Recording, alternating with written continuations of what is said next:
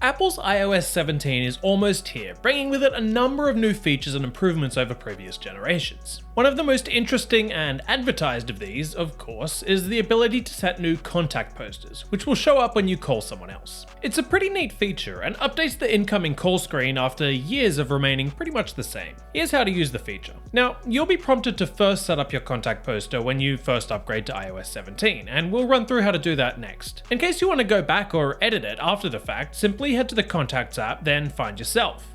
Then select the contact poster option here and tap Edit. Then tap Customize or Create a new one. From here you'll be able to go through the same customization process, and there are a number of things you can customize.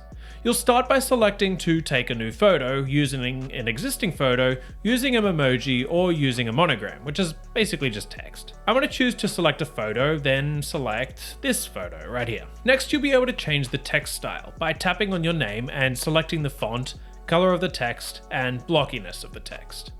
And you can swipe through the photo to choose a different portrait style, and pinch to crop or uncrop the photo using 2 fingers. And you can change the background depending on the effect you go for, by hitting the button in the bottom right. Once you've chosen the style you want, hit the Done button on the top right. You'll then be able to preview the poster, and if you like it, hit the Continue button. And you can then crop the profile picture associated with your contact, or skip the step if you choose.